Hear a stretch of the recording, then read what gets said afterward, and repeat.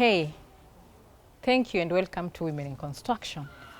I'm Felista, and today we'll be taking you through on swimming pool waterproofing and things that are required on a swimming waterproofing. So easy.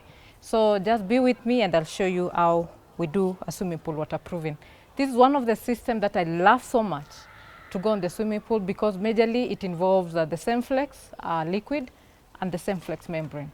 And this is a process whereby you are like tanking in the entire swimming pool to make sure there's no negative and positive pressure issues. This means your water will not disappear from the swimming pool after the work. And again, if it rains or we have high water levels, there's no external water that will get in the swimming pool. So be with me and let's see. Let me see whether, and leave a comment whether you enjoy the video.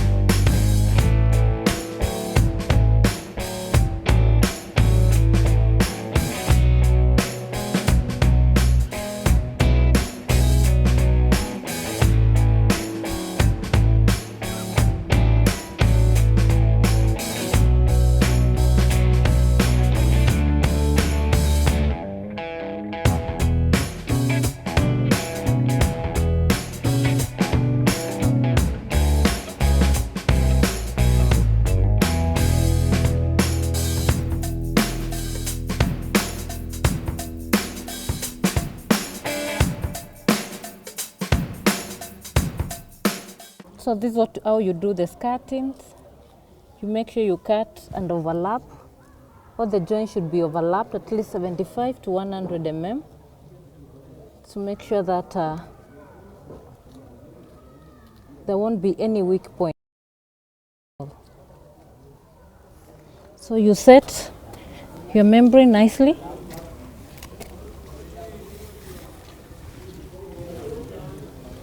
According to the size that you've cut.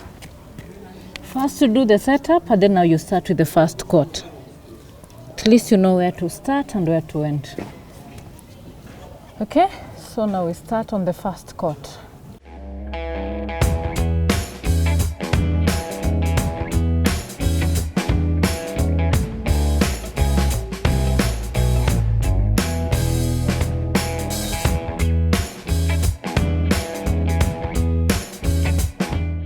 We are doing on the first coating now, and we have a brush that has loose bristles, so we need to change the brush. So these are the key things also you need to do when you are doing application. You see our brush has expired now, let's say it that way. It's not the perfect one now to use, so we are changing the brush so that we avoid the bristles from coming out. These also may lead to some unbonding, all air entrapped on the membrane. So now we are doing the first coat. On the first coat now we are going to do, this like a priming coat. So after you do the priming coat, now you come lie your membrane. Just this for skirting purpose. So the other membrane will just go another lap up. So meaning the reason why we have to do this is like anchoring on the joint, because this is a weak point. So we have to anchor it completely in a way. If water comes, because this is a swimming pool, as you know, there'll be a lot of movement of water when people are swimming, so it won't be able to penetrate through this part, or make this as a weak point of escaping. So at least we need to take care of this joint. Just pull a bit. Yeah, this is how we do it. So this is how you do it, you see. You make sure you have a proper, pull it a bit, yeah.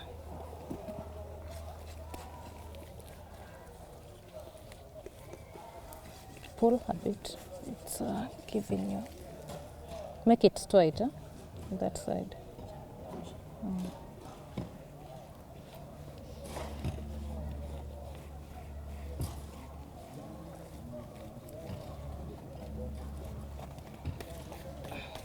You see, it's so easy to if you have a nice team that is working with you, it's so easy just to make sure everything is well aligned and laid well.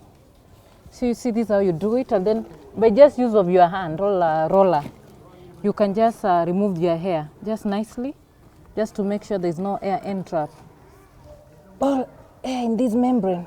Just pull a bit again.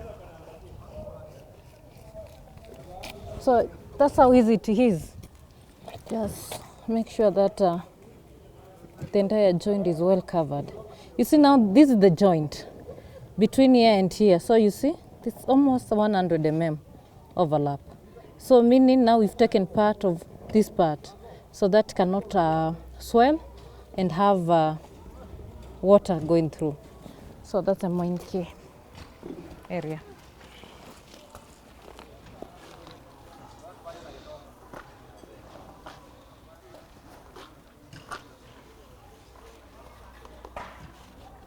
So immediately the membrane has been laid, you go direct now with the first coat, just for proper bond, so that the membrane can be fully bonded. If you are looking the areas where maybe there's any air trapped inside. So you see the first coat, this is how it will look like.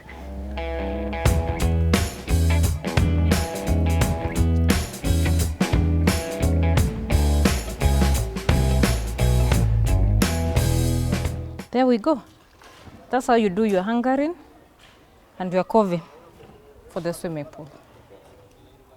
Now, you've seen how to do your hangering, how to do your coving on the joint. And now we're going now straight to do the wall now, and we're going to do the floor. Just to show you how the connection between the coving, the wall, and the floor, they look like. So always, as you're laying the waterproofing, the Semflex, you need to dampen the surface just to make sure there'll be proper bonding.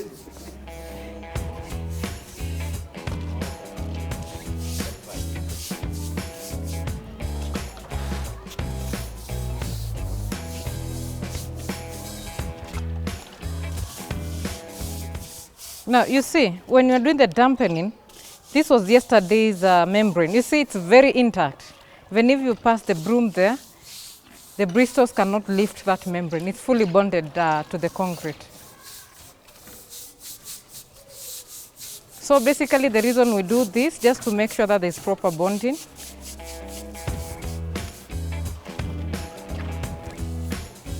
And again, today's weather is a bit harsh. So now this is the first coat, how we'll do the first coat. Direct. Then make sure you also, when you are doing the overlap, you see how we are doing it, like a straight line again, direct to the hard membrane. When you finish this work, you won't see any membrane. You only see a fully bonded system on the wall.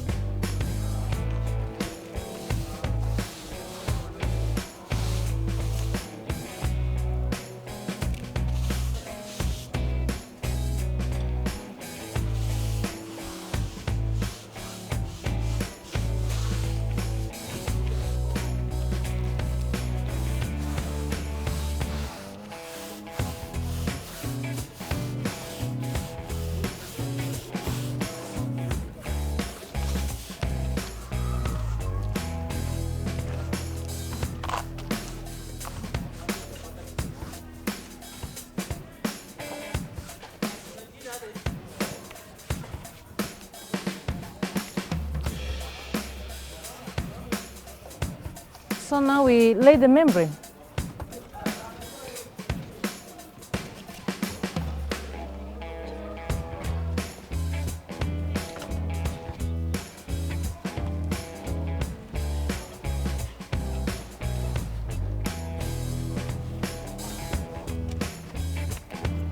Okay, this is what I want to explain. Basically, you see where it's coming through. It has to go on top of, direct on top of the coving, and again direct to the previous applied membrane in the same manner and in the same overlapping way like the others. So you need also to make sure there is no air entrapped again.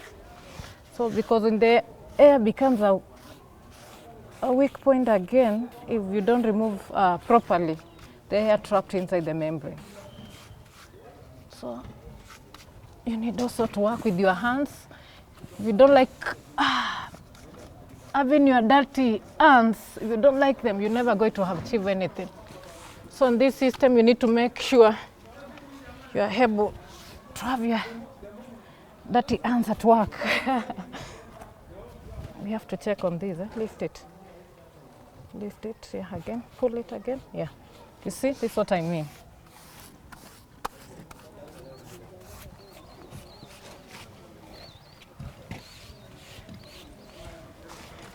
So easy. Something that you can apply to yourself. But also you need a qualified team to do it, because you need to know how the overlaps will come out. You need also to have a team that knows more on the application part. You see now the membrane is standing by its own because of the first layer. So now we go direct now with the second layer. We are doing it with my team. Now this one you squeeze a bit harder so that if there is any air trapped that remained, it just goes out automatically.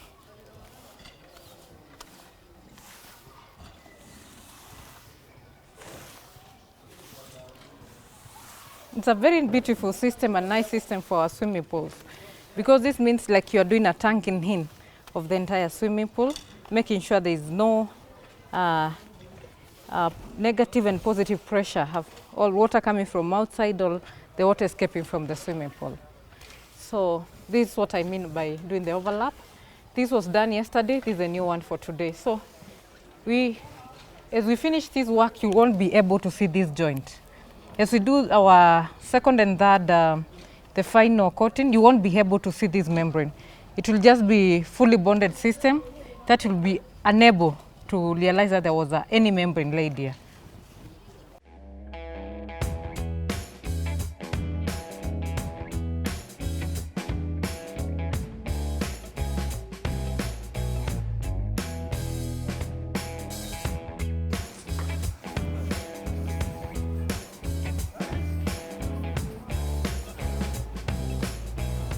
For you to have a proper system on this SEMFLEX, you need also to take care of, to have a fully bonded system. So for the wall, this is how you finish a proper work. As you're doing this kind of system on your swimming pool, again, you need also to consider on the flashing part. So this will also may be another weak point. So you need also to have the membrane come through the flashing area. So we are going again to show you how you lay it. Again, you take like how many centimeters? Let me just ask one of the guys I'm using. This is how many centimeters? 10 centimeters. So we are doing an overlap of 10 centimeters here. Okay.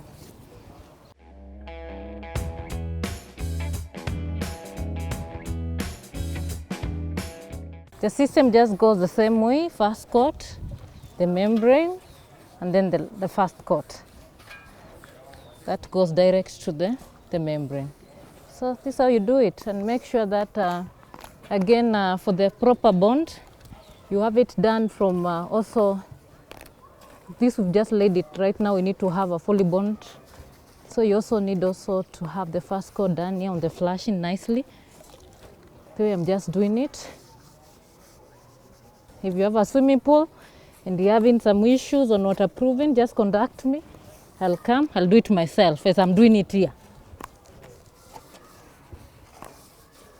Leave a comment if you think this is a nice video for you, and if you are learning, just leave your comment on the video.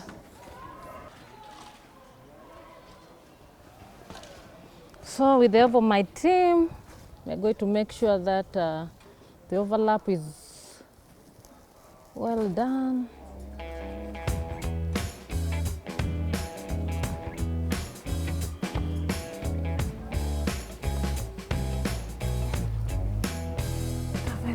system for the swimming pool. So easy to have this done and well waterproofed. You see, as I said, you need to make your hands dirty just to squeeze out the hair trapped inside the membrane, just like that. You see, so easy and good to go. Now we are going to have the first layer on top of the membrane.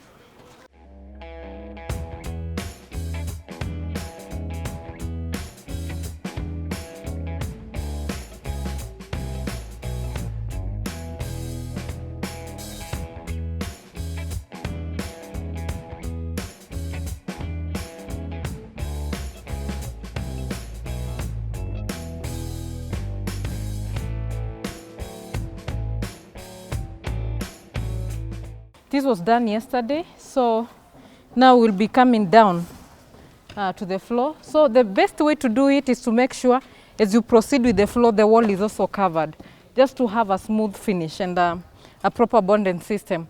So now, from here, it's today's work. Here, yesterday's work. So we are going to have the second coat from here to the hood system. That's yesterday's work. So that we may wait this one to cure, and then from tomorrow, we'll have the second coat starting from this end. So also again, the team working on this system need to know exactly what they are doing, because you can't just do the floor and come to the walls, because as you are working on the membrane, you may have sharp things on your safety shoes, and you end up again making the membrane have some holes or something like that. So the best way is just to have a consistency as you are working on this system. So we are going to have now start on the floor as we move.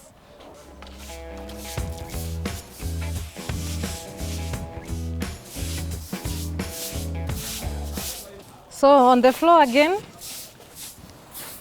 you do the first coat. As I said again, you make sure that the coving again, from the part of the coving, is well done. The first coat. So now we'll be doing the first coat on the floor.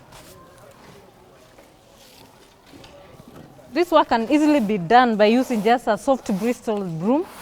As I'm doing it, you don't need to tire so much.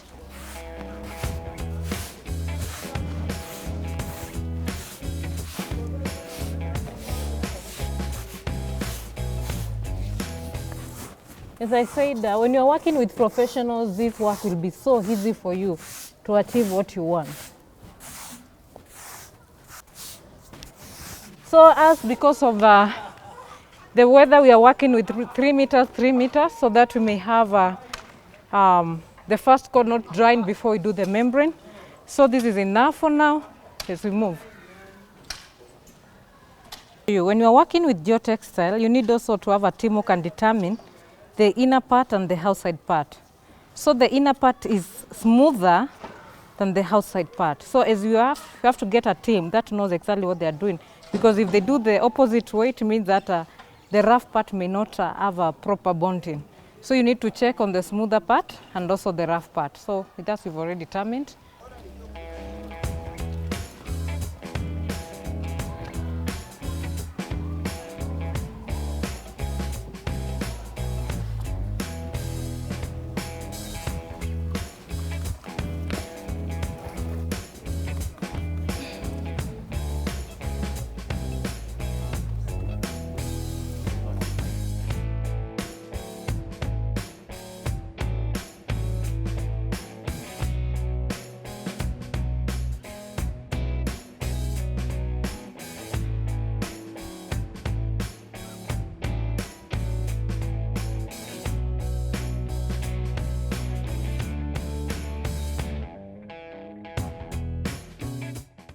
Just to make sure that the air that is entrapped is out, that is trapped here. So you just squeeze with the broom here. It's easy. It's easier doing the floor than the wall. So the floor, you just use your broom just to squeeze out the hair. The way I'm just doing. You see, the hair is out now.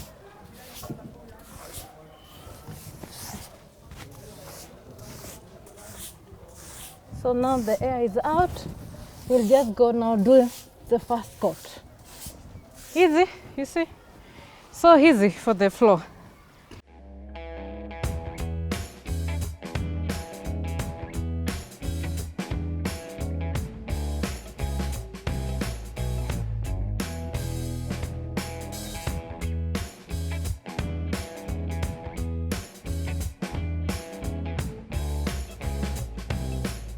Okay, as you see here, we have the decoration lights that will be put on these swimming pools. So again, you also need to know that joint, because you know this is something that has been drilled to the concrete. So you need also to have a proper bonding system. The same flex again will still come on the membrane. Just overlap it direct to the decorative light joint to make sure there is no water that or this area will not act as a weak point. The same thing happens to the seamers. So the same system, the same way, you just make sure that all area that has any decorative light, as any seamers, is done properly. And the membrane comes direct on top of it. It well bonds to the VPC, as you can see. So what we'll do is we just come with a mortar, epoxy mortar, and just lay it just direct on top of the membrane, just to make sure this area is rigid, because there's no movement that will be required on this part. So we'll just make it as a rigid area and rigid, because this acts as a weak point. So we have to make sure this place is fully bonded with a rigid epoxy. So that's what we'll do at the end of the work. Hey, hope you've enjoyed the video. So if you have a swimming pool issues, you want to waterproof a swimming pool, please leave a comment, reach out to us, and tell me how you feel about it. I'm Feli, and this is Women in Construction.